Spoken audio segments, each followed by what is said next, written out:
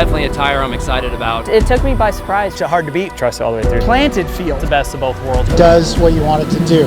And now they've just upped the bar. Can't get it to break loose. Got a lot of comfort. Feel the tire underneath me, and that is important for me because I'm a front-end steering rider.